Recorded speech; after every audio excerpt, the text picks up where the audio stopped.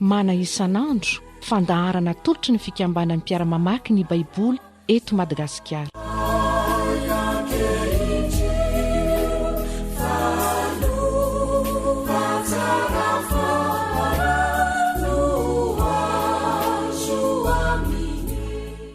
Hampitomboina ho antsika rehetra mandrakariva ny heriavana ny fahasoavana avy amin'Andriamanitra raintsika sy Jesosy Kristy Tompo. Mbola ny bokin'ny Salamo ihany no diniantsika anio. Salamo 520 manomboka amin'ny andininy voalohany ka hatramin'ny andininy 720 farany. Alohan'ny andiniantsika izany dia andeha hiara-misaotra amin'ny tompony ray aloha sika noho ny famindram-pony. Andriamanitra rainay izay ny an-danitro, misaotranao dia misaotranao zay noho ny famindram-ponao sy ny fitiavanao. Misaotranao zay satria fahasoavana avy aminao ny mahatoy zao anay. Indrindraindrindra ny anananay ny teninao ampelantananay, azonay dinina, azonay ianarana, azonay andraisana fahendrena avy aminao, fa ny fahatahorana anao tokoa manko ny loharanom-pahendrena. Misaotranao zay noho ny fahasoavana rehetra zay anananay eo aminao. Anio ary raha andinika ny teninao ndray zahay ry fanahy masino mangataka aminao, sady ampitenin'ny mpanomponao ianao zay anazavy izany aminay, no hampidy zay koa izany teninao zany eo am-ponay, mba hamoa avy zato eny zany ho voninahitra ao. Amin'ny anaranao Jesosy Tomponay no anaovanay izany vavaka izany. Amen.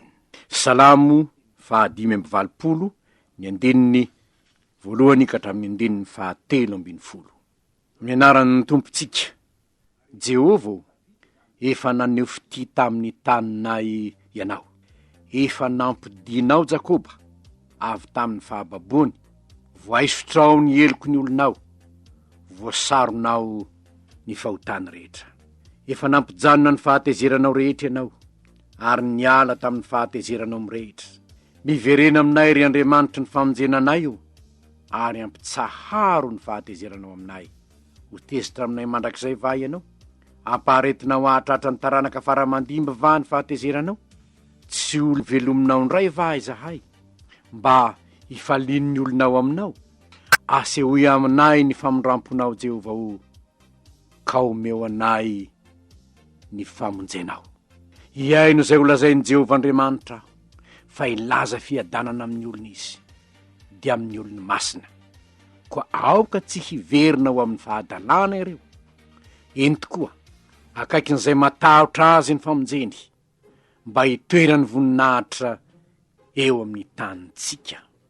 Mihaona ny famindrampo sy ny fahamarinana, mifanoroka ny rariny sy ny fihavanana, ny fahamarinana mitsimoka amin'ny tany, ary ny rariny mitsinjo eny an-danitra. Eny, Jehova hanomeny tsara, ary ny tanintsika avoka-javatra, ny rariny ny aloha azy, sady izotra anaraka ny diny eny an-dalana. Rifanay mpanazava, miandrandrana zahay, aza ela fatongava, tao mimifanahina, mba ho fantatra mazava, zay lazay ny teninao, areto lalangava, ao ambony afona.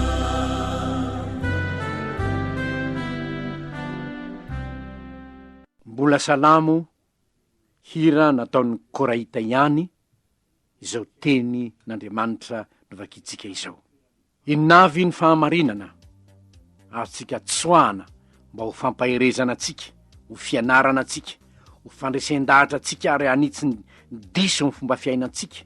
Fahamarinana efatra no hotsongaitsika amin'izay voasoratra eto. Mety maro noho izany no azo tsongaina, nefa noho ny fotoana moa dia zay efatra everiko fa zava-dehibe tokony fantatra izany no tsongaitsika. ny voalohany de zao: efa napodin'ny babo avy tany Babilôna Jehova. Andininy voalohany no ahitantsika izany: efa nampidinao Jakoba avy tamin'ny fahababony. Fa ahoana moa no nampidin'Andriamanitra azy avy any am-pahababona? Satria efa voaisitrao ny eliny, efa voasaronao ny fahotany ho ny andinin'ny faharoa. De hoy Davida manamarina zany izy: sambatra ny olona zay voavela ny eliny sy voasarona ny fahotany, sambatra ny olona zay tsy sain'i Jehova eloka. Salamo 2:1-2. Ampionony ny oloko ho Jehova raha nanome teny faminaniana any Isaia izy, Isaia 40. Faminaniana ny amin'ny hamelana ny eloko ny Jerosalema sy ny ampidina azy avy any am-pahababona indray. Ampionony ny oloko Jehova Andriamanitra reo, mitorita ny somafaly amin'ny Jerosalema ka lazao aminy fa vita ny adiny sady voavela ny eliny, ary efa nandray indroeny tamin'i Jehova izy ho valiny fahotana rehetra nataony. Inona moa ny dikan'izany? Efa lasaky babo toko tany Babilôna izy, ary 70 taona no ny aretany fahababona. Efa navela eloko izy ankehitriny, efa nosaronana ny fahotany. Inona no azontsika raisany amin'izany? Rehefa nibebaka ny olona na tsy aro teny izy, dia navelany Jehova ny elony, ary nataony olona nafaka izy, tsy ho babony ota intsony. Ianao mahatsiaro zany, ianao zay nahatsiaro ny amin'ny hoe ary tonga olom-baovao aho. Afa zany, efa niova zany, efa voavela ny eloko, ary firifiry ny olona mifaly, miobo ny fanahy fa voavonjy zao, ny ratra ny mpamonjy io ny misy aim-baovao. Nefa nampidina Jakoba, de fanontaniana de ny hoe: ary ianao mbola any am-pahababona ve ianao? Mbola Satana ve no manjaka ny fiainanao? Mbola izao tontolo zao ve no mibaiko ny fiainanao? Sa efa tonga olon'afaka ianao? Israely avy any am-pahababona voavela eloka. Ianao koa raha manaiky ianao, raha mino ianao hanafaka anao ny tompo, fa hoy Jesosy tompo hoe raha ny zanaka ny manafaka anareo de ho afaka tokoa ianareo. Ny anankiray koa, ny anankiray zay hitantsika eto koa de zao: ny vavaka ny Korahita mba aizany mifaly eo amin'Andriamanitra. Ny vavaka izy mba aizany mifaly amin'Andriamanitra. Manomboka amin'ny andinin'ny 3 ka hatramin'ny andinin'ny 5, de zao ny voalazany hoe efa najanonao anie ny fahatezerany, efa tsy tezitra tsony ianao, ka izao no izy Andriamanitra, aoka re, aoka mihitsy ianao, iverina aminay tanteraka, miverena aminay ry Andriamanitra ianao. Ny fahatezeranao atsaro am'izay, aza piretina aminay intsony, mba azahoanay mifaly aminao. Hoy ny andinin'ny 9 hoe tsy ho velominao ndray va izahay, mba hifalian'ny olonao aminao, aseho ianay ny famindramponao ka omeo ny famonjenao zahay. Nitadiavo ny Korahita de ny hahay mifaly ao amin'Andriamanitra indray. Teo aloha manko izy, na aiza moa no azo ny tena mifaly? Tany Babilôna nie izy, ary tao ambanin'ny fahatezeran'Andriamanitra noho ny fahotana no nataon'ny Israely. Am'izao fotoana zao, rehefa mijery ny zava-misy izy, mijery ny zava-misy, fantany hoe Andriamanitra efa nijanona ny fahatezeranao, matoa zahay nody avy any am-pahababona, ary matoa zahay mahita ny famonjenao.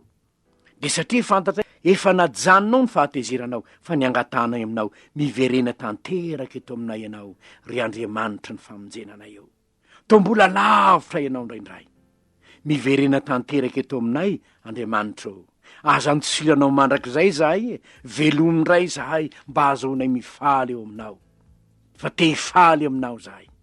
Ry havana, eo amin'ny fanarahantsika an'Andriamanitra indraindray, to tsarotsika hoe ary zato io aho to efa voavela eloka kanefa nahoana ny tsy mbola tena faly ahy?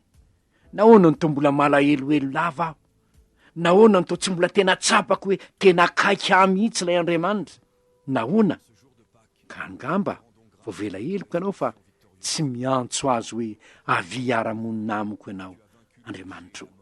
Te hitoetra eo anilanao mandrakariva aho, te atsapa anao aho tompo, velomy aho, te hifaly eo aminao aho, velomindray zahay, tsaroana indraindray manko ry havana asa mino afa na ianao aza mety efa nahatsapan'izany misy fotoana zay andalovan'ny olona ny atao hoe fahamaina anara-panahy ary maninona ary ahzany to ohatry ny olona to tsy ananako tsony le fifaliana fony za vo nandray ny tompo ozy ny sasany fa maninona ary zany dia atsiarovana tamin'ny toerana anankiray mpianatra teolojia no ny tonga teo amin'ny taona fahatelo tena tsaron'ny maro hoe ary to maina ara-panahy be ah zany maninona ny to maina ara-panahy mety misy tokoa zany mety mahatsiaro vavela heliko ianao mety mahatsiaro any hoe eny e zany efa olombavonjy fa tsy ao tsony lay firedaretany foko tahaky ny aina teo anilan'andriamanitra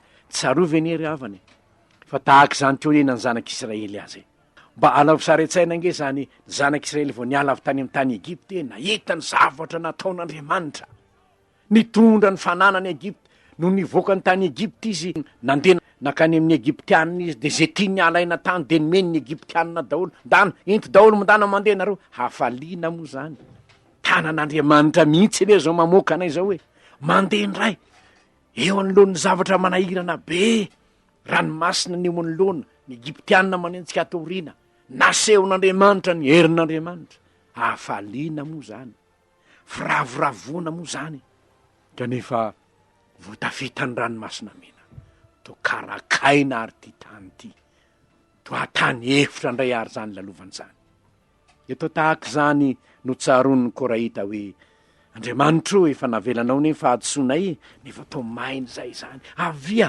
miverena tompo ry havana na misy azy zany antsoy ny tompo avia Jehova o mitoera ty anatiko ianao Jesosy o manjaka ato anatiko ianao hoe mangetaetan'andriamanitra ny fanahiko andriamanitra velona sambatra ny nona sy mangetaeta ny fahamarinana fa izy no vokisana ary mino marimarina ry havana fa angamba mety mandalo zany zavatra zany tokoa ianao zay miaino io am'izao fotoana zao zao no nataon'ny Koraita raha sendra mandalo antany hoe sécheresse spirituelle ianao fahamaina anara-panahy raha sendra mandalo zany ianao anio manaova tahaka ny Koraita mivavah hoe andriamanitra o velominy ray aho hoe avia anao avia fenoy anao ahafanahy masinao fa nivokatry ny fanahy dia fifaliana rehefa omen'andriamanitra anao ny fanahyn'andriamanitra hameny fifaliana anao ndray azonao mideran'andriamanitra de ho tsapanao tokoa asehon'andriamanitra anao ny famindram-pony efa nomenanao tokoa ny famonjeny ary raha sanatria ka no niady mpiainana mahazo anao no mahatonga anao ho malemilemy tsy mahay mideran'andriamanitra mitenena tahaka ny mpanao salamo hoe nahoana mitanondrika anao ry fanahiko ka mitoloka ato anatiko manantenan'andriamanitra fa mbola idera azy ihany aho izy ny fifalian'ny fanahiko ka raha sendra mandalo zavatra manahirana azy ianao manaova tahaka amin'ny Paoly sy Silasy na ao anatin'ny sasakaly ny trano maizina azy izy ny hira sy ny deran'andriamanitra andramoka izaho mankalazan'andriamanitra mifalia amin'ny tompo tenin'ny tompo raha teo zany mifalia mandrakariva ao amin'ny tompo dia hahita ianao fa hirotsaka aminao indray lay rano mpifaliana ampiravoravo ny fonao fa lay andriamanitsika dia andriamanitry ny fanahy masy ny mpifaliana ary tokony itokinao zany ny fahamarinana anankiray koa de zao ny olombavaka de tia miaino an Jehova rehefa avy ny taraina izy de zao ny teniny iaino zay olazainy Jehova Andriamanitra aho fa ilaza fiadanana amin'ny olona izy de amin'ny olony masina iaino zay olazainy Jehova Andriamanitra aho ry havana miaino zay lazainy Jehova Andriamanitra hoe voavy ny vavaka ane izy ary rehefa avy ny vavaka izy dia nipetraka kosa hoe efa avy ny teny tamin'Andriamanitra zay iaino ny Jehova ndray kosa ho valy ny vavaka zay nataoko hilaza fiadanana amin'ny olona izy de amin'ny olony masina iaino ny Jehova aho inona no enoiko valim-bavaka manantena valim-bavaka izany ny olom-bavaka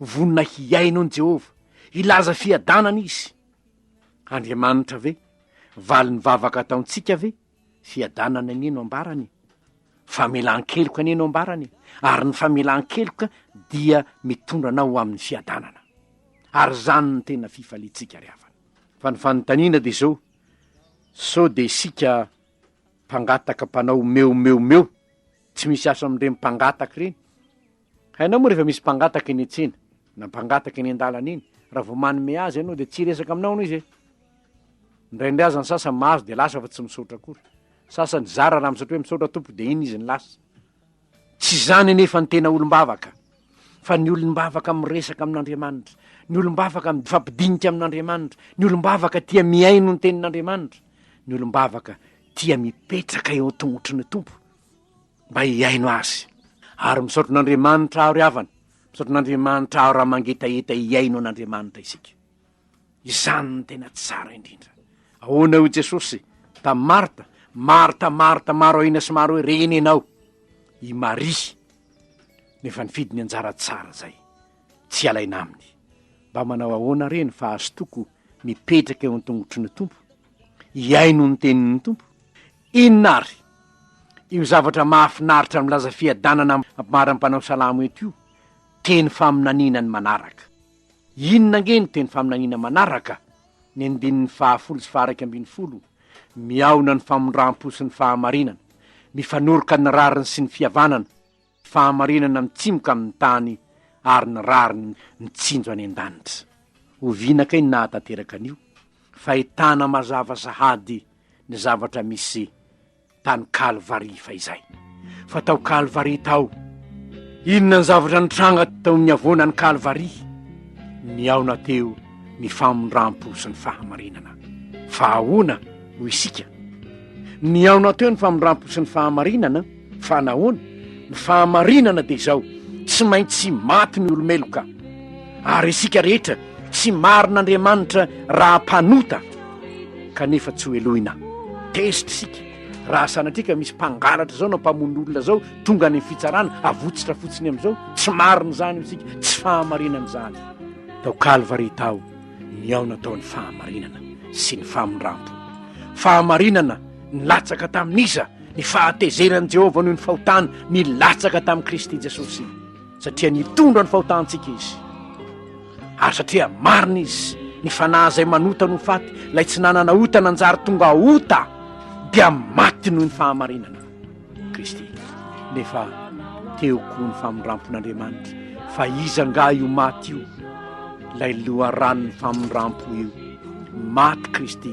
mba azaontsika famondrampo ny famondrampo nilatsaka amintsika fa ny fahamarinana nilatsaka tamin'i Jesosy teo no niaona famondrampo sy ny fahamarinana ny fanoroka ny rariny sy ny fihavanana na rariny fahamarinana ihany zany rariny raha tsy maintsy maty ny mpanota nefa tao amin'i Kristy ny fanoroka taminy tao ny fihavanana nahoana na ranony zanak'Andriamanitra lay nalatsaka tany Kalvari na rano teo amin'ny asy fijaliana no mitondra fampihavanana ho ny Kolosiana 1:2 tsy misy fanamelohana ho an'izay amin'i Kristy Jesosy ho ny Romana 9:1 tsy ny asan'ny fahamarinana izay nataontsika no hanamarinana antsika fa tsy misy olona ho marinana amin'ny asan'ny lalàna ho ny Efesianina 2:2 noho izany ry havana tao Kalvari no tanteraka io faminaniana io tsy nieritreritra kory ny korahita hoe faminaniana ne zany ho lazainy zany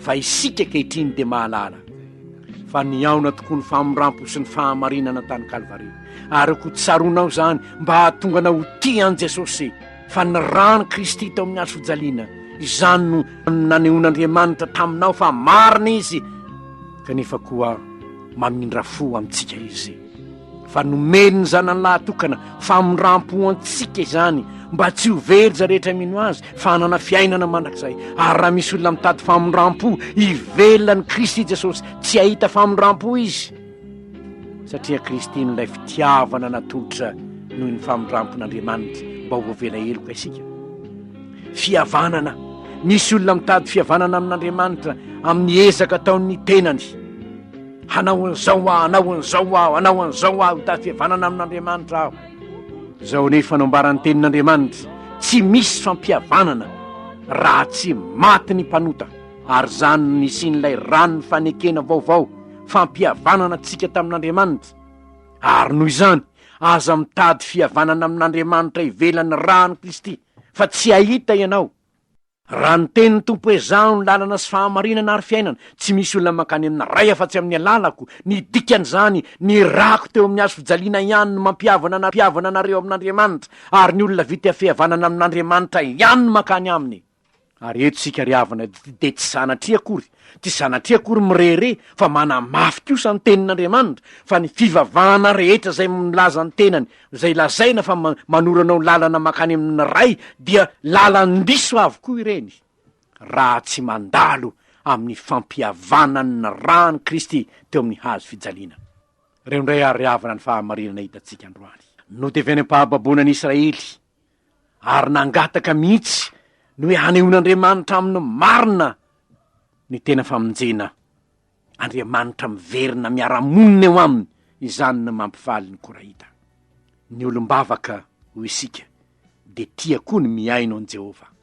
Mba tia miaino an Jehova venao, mba tia mamantatra ny teniny venao, mba mankamamy ny teniny venao. Ary ny farany, Andriamanitra ny fahamarinana sy ny famondram-po Andriamanitra ny fihavanana sy ny rariny izy, ary tao amin'ny Kristy no nifanoroka ireo, tao amin'ny Kristy no tanteraka ireo, ary noho izany ao amin'ny Kristy ihany no misy ny fampihavanana antsika amin'Andriamanitra.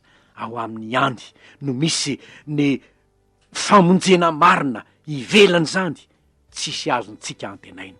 Ary noho izany aoka tsy iodikodina atambolombolon'ny fampianaran-tsamihafa isika, fa hanaitsy fa tsy misy afa-tsy Kristy irery ny fampihavanana antsika, ary ny fahamarinana niatra teo amintsika de nalatsaka tao amin'ny Kristy, maty satria mpanoty izy ny solo antsika, ary izany no atonga antsika hidera azy, izany no atonga antsika hankamamy azy, izany no atonga nihira hoe mamy ny foko ry Jesosy ny fitiavanao, ry Jesosy ny fitiavanao ny falianay, voavono ianao ny solovonanay.